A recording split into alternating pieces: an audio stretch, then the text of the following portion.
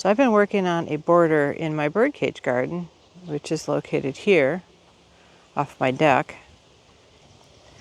People can observe this birdcage garden when they walk into my backyard. And so first of all, I have this beautiful birdcage gazebo, because that's what we're calling it anyway, that I've got from a local vendor last year. And then as you go through, you come to this border in between the birdcage garden and the courtyard area.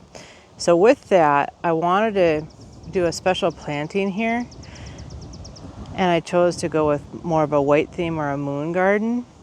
So the plants I've chosen for this to be a moon garden are going to have more of a white hue or silvery hue. So we'll go through those and see what I've got.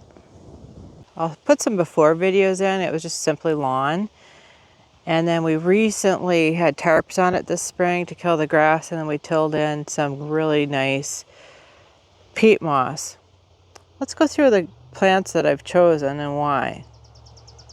On each end of the garden, I decided to put a limelight hydrangea in. I'll probably limit up so that it has more of a top growth on it, but this is a limelight hydrangea which should get about 8 to 10 feet tall. And I put one on the other end as well, way down there in the corner. So there's one down there too. Chose 3 peonies, which I just went and got, that have a white or a yellow hue to them. And so we'll go through those. This one is a Duchess de Mosa's peony. I don't know what that stands for, and you can see it's got a beautiful white hue. I'll put another image in on screen so you can see. And I bought bigger ones. I decided to spend a little bit of extra money on this because I really want impact this year. So the back of the border, I put in a moon glow juniper, which has a really cool silver foliage. Once established, this beautiful tree is drought resistant and deer resistant, which is what I really need. You could really see how the silver foliage is lighter than even my grass. My grass is pretty green right now, and that silver foliage really stands out. And this plant here, it says it's deer and bunny resistant, but I don't think anything's really bunny resistant. It looks like a little twig. This is a mock orange. It's just a baby. This is a really cool bleeding heart. This one is called White. This is by Proven Winners. It's called White Diamonds. And it's got the really neat fern leaf foliage on it and then white flowers coming up. And I thought this would be a nice one to add.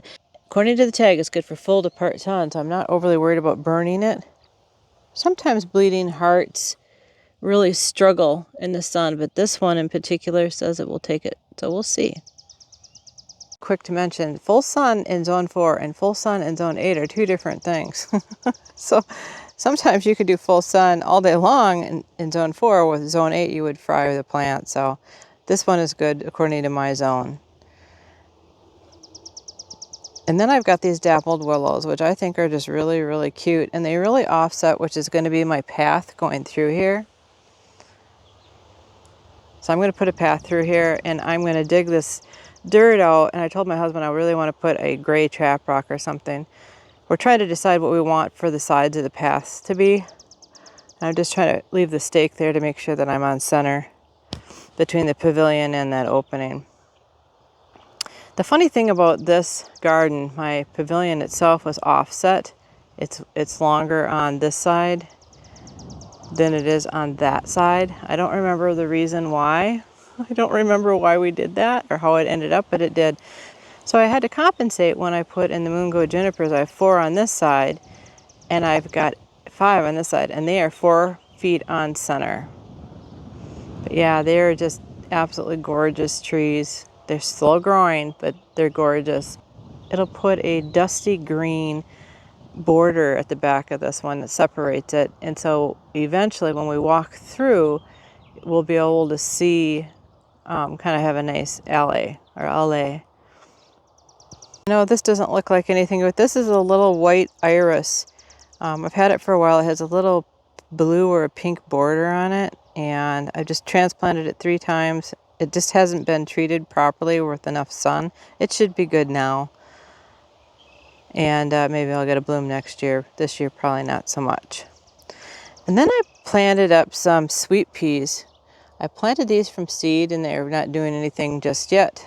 The seed package said it was highly fragrant, so that'll be fun. And I simply put these little teepee trellis things in there just as a marker for now. So I can see, so I don't mess it up. I'm going to be putting other plants in here and I have to mulch this whole bed yet. This little plant here is a type of woodland phlox, but it's just a really beautiful woodland phlox, a color I've never seen. It's got the lighter colored petals, so it's not truly white, but it's light enough for me just to give a pop of accent. And I'm sure this will spread like crazy, and I'm okay with that because it's going to be alongside my path. I think I've got the name card. I'll try to put it in here. So I wanted to add a little white lilac in here. I found this last year and I overwintered it in a container and I've just planted it. And I wasn't sure that it was, I wasn't sure it was actually going to be white because it looks purple, but you can see where they're opening, it's going to be white. I don't remember what kind it is. Lost the tag, I think. But yeah, it's a nice little white lilac. I think I might limb this up to keep it tall, and maybe I'll just make it a little lilac tree. I haven't decided just yet. I really don't want it sprawling all over the ground. I really want it to be controlled, so I think that's what I'm going to end up doing. This is another peony I've got, and it hasn't opened yet. I bought the ones that hadn't opened because I want to be able to enjoy them. And this one is called Moon of Nippon. It has a little bit of a yellow throat, and I'll put a picture up so you can see it. And so this will be kind of nice, I think. So the lilac will probably bloom now, and I think in most cases the peonies are just starting to open as well. So we'll have color, you know, this time of year. The other thing that I have is I have this little crabapple tree, and this one is a pink variety. And you know, I don't know if it's going to make it here because I am putting it right next to the junipers, and I think the apple rust is probably going to kill it, but I thought I would try it here. I didn't pay a whole lot for it, and it was left over from a sale I was having. Well, I just wanted to reuse it. I have to put a fence around this one because this is not deer or bunny resistant, and I'll put a better fence around. I just wanted to do something makeshift while I get a new one. I think what I'm going to do is put a black fence around it, because when you look from a distance you can kind of see through the black and you don't see this ugly green. So I'll look for an option to do that. Maybe I'll put regular fencing around, like the tall fence you can see behind it on the grapevines, just to make sure that it stays contained and not shoot all to heck. So I have a mother deer recently that I found in the yard, and she must have just gave birth, because when I got out of my car she didn't run, she stood her ground, which tells me the baby was close by, and I thought I didn't want to make her angry and have her give me the hove treatment. But yeah, so I have to protect it, because anything she can eat that's close by where her baby is, you know, she's going to try to nibble, and I just don't want that. So I want to make it unpleasant for her. And then here's my other limelight hydrangea I put in. Again, these get quite large, and I'll just maintain this. I got to prune it off. It's been growing for me in a container for over 2 years. I just didn't get a chance to get it in the ground. I've been working on this project, planning and stuff, for over a couple of years, so just finally getting to it. So the next peony I got is just starting to open, and it's called a Charles White peony, and that should be really nice as well. And as we look down, if I go down the edge here, you can see kind of, as we look down the back side of this garden, you kind of get the feel, even though I got all my pots here because I'm rearranging stuff yet. I've got the grapevines here that need to be cleaned up, and I'll do that yet this year. And then I'm going to have this garden, so it kind of makes a nice little LA coming through here, which will be really nice, because these junipers are going to be nice and tall, and it'll make a nice path. It'll be really good.